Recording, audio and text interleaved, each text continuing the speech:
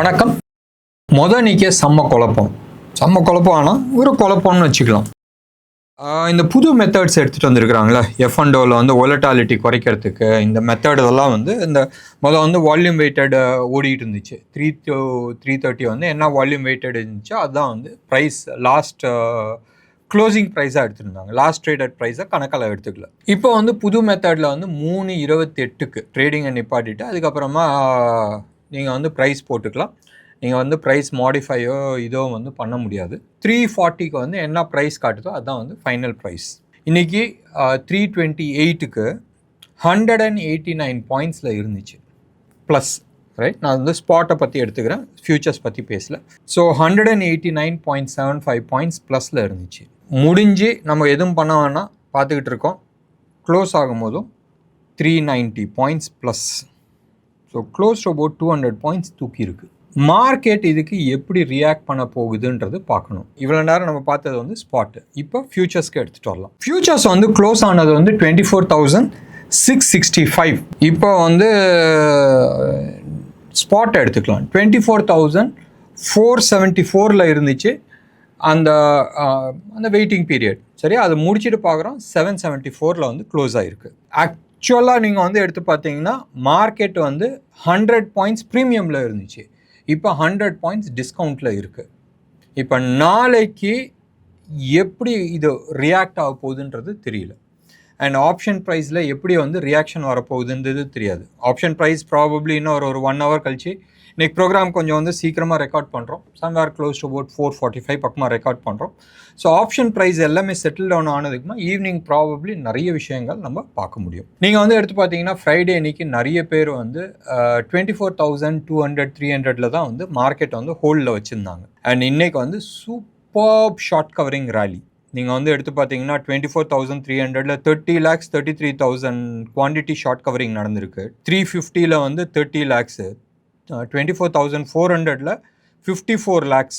So heavy short coverings நடந்திருக்கு. இன்றைக்கி வந்து எடுத்து பார்த்தீங்கன்னா 24,600 வந்து ஹையஸ்ட் கால் ரைட் ஆகிருக்கு.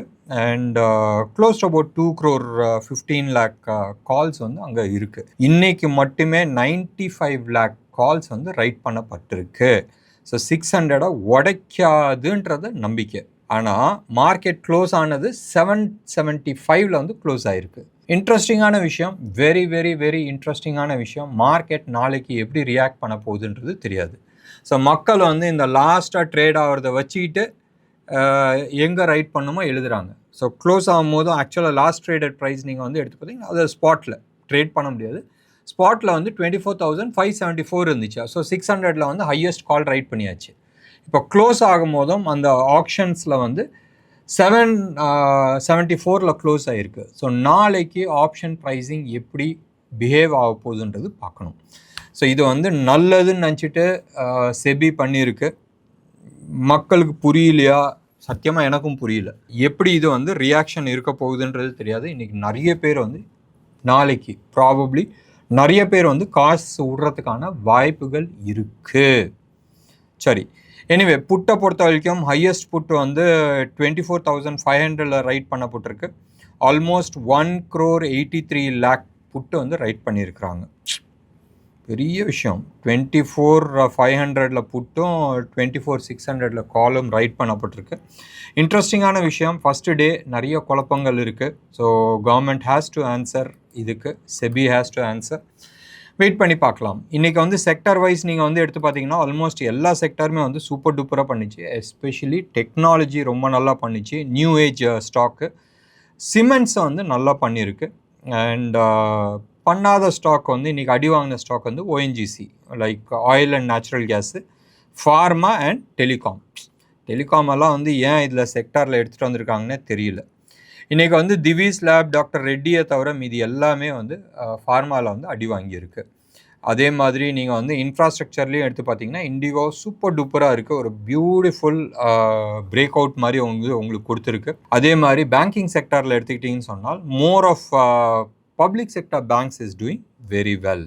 டெக்னாலஜியில் எடுத்துக்கிட்டோன்னா லீடர் வந்து இன்றைக்கி வந்து LNT Mindtree, KPIT tech, Infosys, TCS, இது எல்லாமே வந்து ஓவர் சோல்ட் ஜோன்னால் ரேலி போயிட்டுருக்கு. தயவு செஞ்சு அதில் போய் மாட்டிக்காதீங்க. ஷார்ட் டேர்ம் ஸ்விங் வேணால் இருக்கலாம். அப்சைடு வந்து க்ளோஸ் டு அபவுட் 20-25% அப்சைடு இருக்கிறதுக்கு சான்சஸ் இருக்குது. பட் ரொம்ப நாள் தாங்காது, it can fissile out. So ஞாபகம் வச்சுங்க, டெக்னாலஜி சைடில் வந்து ஃபாலுக்கான ஒரு புல் பேக் ரேலி தான் நடந்துகிட்ருக்கு. இது வந்து ரிவர்சல் கிடையாது as of this moment, right? Maybe நாளைக்கு வந்து ரிவர்ஸ் ஆகுனா என்னடா நேற்று ஒன்று சொன்னேன் இன்றைக்கி வந்து மறுபடியும் மாற்றி சொல்கிறேன்னு இல்லை. இப்போதைக்கு லெவல் வந்து பிரேக் அவுட் லெவல் கிடையாது. It is only a pull back rally. So அந்த புல் பேக் ரேலி எப்போ வேணாலும் பிரேக் அவுட்டாக மாறலாம். But more tendency to come towards down side. இன்றைக்கி வந்து ஆட்டோ செக்டார்ஸும் ரொம்ப நல்லா பண்ணியிருக்கு. அசோக் லைலேண்ட் ஆகட்டும், ஃபோர்ஸ் மோட்டார்ஸ் ஆகட்டும், மதர்சன் ஆகட்டும், டாடா மோட்டார்ஸ் பர்சனல் வெஹிக்கிள் ஆகட்டும், இது எல்லாமே வந்து நல்லா பண்ணியிருக்கு. ரொம்ப நாள் கழிச்சு சுஸ்லான் வந்து இன்றைக்கி வந்து பாசிட்டிவ் சைடில் வந்திருக்கு. 49 ருபீஸில் வந்து க்ளோஸ் ஆகிருக்கு. நிறைய பேர் வந்து என்கிட்ட வந்து கேட்டுட்டு இருந்தாங்க, சார் உங்களோட என்டிபிசி என்ன ஆச்சுன்றது. நான் என்டிபிசி போன வாரத்தில் வந்து ஒரு நாள் நான் வந்து எக்ஸிட் பண்ணியிருக்கிறேன். நான் நிறைய குவான்டிட்டிஸ் வச்சுருந்தேன். ஆல்மோஸ்ட் 75% நான் எக்ஸிட் பண்ணிவிட்டு அந்த ஃபண்டை வேறு எதுக்கு யூஸ் பண்ணிகிட்ருக்கேன். Very little quantity of NTPC நான் வச்சுருக்கிறேன். நிறைய பேர் கேட்டுக்கிட்டே இருந்தாங்க, அதுக்கான பதில். இன்டர்நேஷ்னல் மார்க்கெட்டை பொறுத்த வரைக்கும் நம்ம ட்ரம்ப் வந்து தோசையை பரட்டி போடுற மாதிரி பரட்டி போட்டுட்ருக்காரு. ஃப்ரைடே அன்றைக்கி அவர் வந்து ஸ்டேட்மெண்ட் கொடுத்தாரு, மிடில் ஈஸ்டில் இருக்கிற எல்லா அமெரிக்கன்ஸும் வெளில வந்துடுங்க, எல்லா எம்பசியில் இருக்கிற ஆட்கள் எல்லாம் குறைச்சிடுங்க, ஏதோ பயங்கரமாக பண்ண போகிறதா சொன்னார். ஆஸ் யூஷுவல் ஒன்றுமே பண்ணல. அண்ட் ஒன்றுமே பண்ணாததுக்கு எதிர்வொலி நீங்கள் எடுத்து பார்த்தீங்கன்னா dollar index has become stronger, right? 101 போயிட்டு இப்போல்லாம் வந்து ஆல்மோஸ்ட் 99.72 பாயிண்ட்ஸில் வந்து இருக்குது. So dollar is becoming stronger. And dollar strong ஆனாவே உங்களுக்கு வந்து மற்றதெல்லாம் வந்து வீக் ஆகணும். பட் இங்கே வந்து தலைகளாக இருக்குது. என்ன தலைகளாக இருக்குதுன்னு சொன்னால், இன்றைக்கி வந்து ஆயில் ப்ரைஸ் நல்லா குறைஞ்சிருக்கு. சம்வேர் க்ளோஸ் டு அபவுட் நம்ம வாங்குகிற பிரெண்ட் க்ரூட் வந்து $83 பக்கமாக வந்திருக்கு. ஒரு 5% வந்து டவுன் ஆகிருக்கு. கோல்டு வந்து ஃப்ளாட்டாக இருக்குது, நோ சேஞ்சஸ். சில்வரை பொறுத்த வரைக்கும் 0.3% அப் ஆயிருக்கு. இன்னொன்று இன்டர்நேஷ்னல் இதில் நீங்கள் எடுத்து பார்த்தீங்கன்னா பாண்ட், நான் அடிக்கடி எனக்கு தெரிஞ்சு யூடியூப்பில் கத்திட்டு இருக்க ஒரே ஆள் நான் தான் இருப்பேன்னு நினைக்கிறேன். 30-year US பாண்ட் வந்து 5.225 இருக்குது, ரைட்? ஃப்ரைடேயோட இன்னைக்கு கொஞ்சம் வீக்காக இருக்குது. இன்ட்ரெஸ்ட் ரேட் கொஞ்சம் கம்மியாக இருக்குது. வெயிட் பண்ணி பார்க்கலாம். அடுத்த சில நாட்களில் இந்தியாவோட பாண்ட் ஆர்பிஐ பாலிசி இருக்குது. யூஎஸ் வந்து அப்படியே ஸ்டேட்டஸ் ஸ்கோர் மெயின்டைன் பண்ணி வச்சுருக்காங்க. யூஎஸை பொறுத்த வரைக்கும் அவங்க ஏதோ ஒன்று பெருசாக எதிர்பார்க்குறாங்க. Irrespective of all those things September மாதம் ஏற்ற போகிறாங்க. அந்த ஒரு ரீசன்னால் தான் ஆல்ரெடி யூஎஸோட 30-year பாண்ட் வந்து ரேலி ஆகிட்டுருக்கு.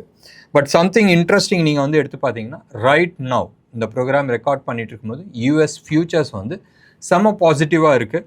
And it is likely to be that way. கோல்டை பொறுத்த வரைக்கும் இந்தியன் ருப்பி டேர்ம்ஸில் வந்து எடுத்து பார்த்தீங்கன்னா ஒரு பெரிய மாற்றம் கிடையாது.